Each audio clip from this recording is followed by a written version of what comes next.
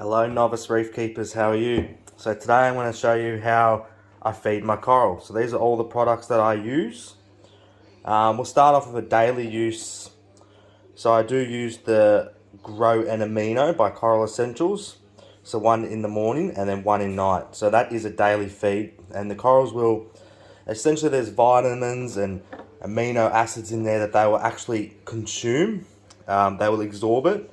But I still like to feed solid foods, because I find if you don't feed your coral solid food, they'll lose the ability to eat, and that spells trouble. So we don't want that to happen. So for my LPS or anemones, which I don't have anemones, but I do like to feed the anemone pellets to my LPS. So my bubble corals, my alligans, lobophilia, my desh, sinurina, trackies, scollies, things like that. I like to give these pellets just here, and they do great. And I'll show you how I use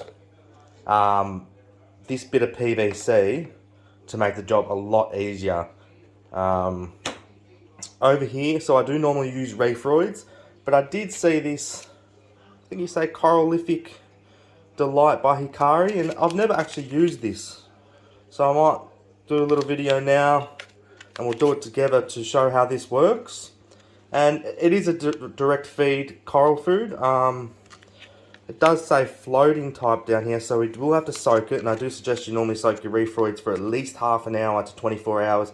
Otherwise, because it is a dried food, it's harder for the corals to consume, so that is a good tip, to soak all your coral food to allow them to consume it a lot easier and they won't reject it. I don't know if you can see here, but it says that you can use a gel feeding. So that's when you make a gel, and it says form a gel and drop the mixture directly in the mouth of the coral. So we might try that one first, and then we'll go to the normal squirt and go, which I'm normally a plop and drop type of guy. So we'll try that. So I'll show you how we mix all that up. I'll just go get some water from the aquarium. Before I get some water here, I was just reading the instructions. It's very important to read the instructions before you use any new product in your aquarium. I was looking for directions on how much to use. This doesn't normally say, so I'll follow maybe 1/3 of a teaspoon, and we'll go up from there. But the interesting thing it says here is it does not cloud your water like other aquarium dry food. So we'll see if it does that. It also says that it has nutrients inverts require, specifically trace elements, proteins, vitamins that help with vibrant colors. So I'm sure the others have that sort of stuff, but yeah, so that's quite cool, and we'll put this in our little tub here now. You can see in here I have about maybe a teaspoon. I do have a big bio load in my tank, lots of media and a big reactor, so I'll show you guys that now. And I will show you a little bit of my tank. But pretty much it is a bit of a not as fine powder as your Reefroids. Actually, the consistency's a little bit thicker. So I can see I might make that gel. So we will get a little bit of aquarium water now, and we'll see if we can make that gel. It's quite thick but still runny. So I guess this would just be if you want to really, do LPS, which I normally use the pellets, but we'll do a couple LPS in case you guys don't want to buy too many products. So we'll put this up to here, and we'll see if we can suck it up with the pipette. So I do have a little bit there. Let's do this elegance. And there you go, it's just a really, really thick amount, and it's quite solid as well. You can see at the end there, it was like a paste. So it's quite a heavy feed. I probably wouldn't suggest doing such a heavy feed for a novice, but I can see where they're getting at with the paste. It is all watered down. You can see it's much water, and it's splitting. So some of you people might have liked the thick consistency. You can roll it in bowls or however you might want to do it. I didn't like that. So I will let this soak for about half an hour. So it fills up with water, and then we'll come back. So while we wait for that food to get ready, I'll show you a little bit of my tank. So we do have those wonderful clowns. It is a little bit blue that we are giving away to one lucky person. A little bit of my, do like that, and the clam. Lots of soft coral. I am an advocate for soft coral. In the sump, I'm just running an e-shop skimmer, quite wet. A torque reactor with some phosphate media in there from Aquaforest, Phos minus. Lots of media. Media is your friend, and then my chiller is hard plumbed, and then it redirects from my return into my algae reactor. I then have my RO. I then got my doser here, the Kameo X4. It's a bit old now, and my trusty auto feeder. So that's pretty much, that's all my tank runs on. One prime, lower light corals, and this one's probably raised a bit, so it's probably about the same par. I haven't tested it. Aqua One chiller that does me really, really well.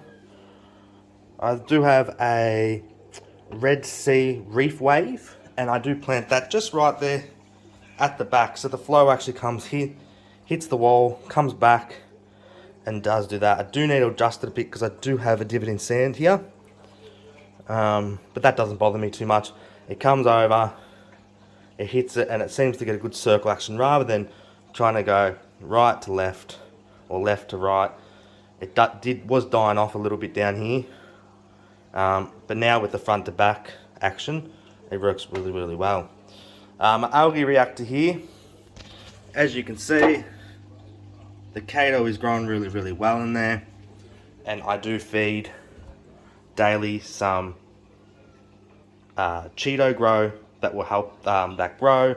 This has everything that you need, like manganese and iron, and all that good stuff there, carbon, zinc. So they are a plant, so they do need a fertilizer to keep them going. Otherwise, they will consume all those things and then have nothing left. I then have a CO2 scrubber that just sucks air from the room and removes CO2 from the room air. So then that will help with pH. And that is attached just, you can't see it, but just here to the air line in the skimmer. This has been soaking for a while, so I'll feed this first and show you guys how to feed this. Coralific or Delight is what I'm feeding right now, but you can use Reefroids. Vitalis does a good one. Anything like that. It is just a dried zooplankton, so I'll feed that first, and that will actually help a lot of our LPS open up, and then I'll show you how we do the bigger pellets with this. So when feeding your coral, you want to turn everything off. So I've turned my wavers off, I've turned my return off, I've taken the skimmer cup off, and I've turned the reactor off. That just saves anything from overflowing or disturbing your corals as you feed them. And this gives us a chance to have a little look down on some soft corals hiding at the back there, and some morphs. So I'll go ahead now and I'll show you guys actually how to feed. So we'll feed this now. So I'll do maybe the gonies and the alveos first. So we just go over here, and what you do is just slowly squirt it over there, very gently. Now you don't want it to go like this. See how it makes them close? You want it to gently drop out of the turkey baster or the pipette on top of your coral. That way, if it disturbs too much, it will actually make them retract and not eat. So that's the gonies there. We'll go ahead and we'll do the zoas here, and this other little alveo in there. Now I won't be able to feed them all in one go, so I'll probably feed half one side of the tank today, and then later on in the week another side. So we'll just do those blastos there, and the zoas, and maybe some soft coral up here. We'll do this toadstool here. And there's a little bit left over. You can see them closing as they're eating. You don't have to get every polyp. I've got a little bit left. So I'll do half the tank. And maybe a little bit on the clam. So I'll do half the tank today, and then during the week I'll do this other side here, and then I'll rotate. You don't want to do all the corals at once. That means mixing more food, having more waste. It's better to break it up into two parts. Do this side, and then later on do that side. So that is the coral light. That is your zooplankton. Next we will feed off some of these pallets here. So what you want to do, and I don't have many of them, you can see they're quite big. And what happens is, I'll do one to show you what happens normally. So I want to feed this bubble coral just here. Come to the top while using no tool. We just come to the top here. You'll see I'll drop them, and you might hit most of the time and you might miss. So we want to avoid doing that. So to avoid doing that, we got this little contraption. This little contraption is just a bit of PVC from Bunnings, and that will allow me now to direct exactly where I want the food to go. I then drop the food in the top of the pipe, and there you go. You can hit the coral exactly and miss no food, and be much more precise with it. So let's do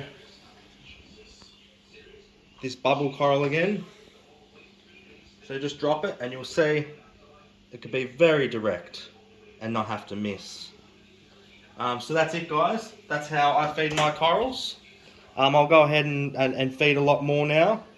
But that's it. Be in the running to win these beautiful clowns, as well as many, many other prizes. See you next time.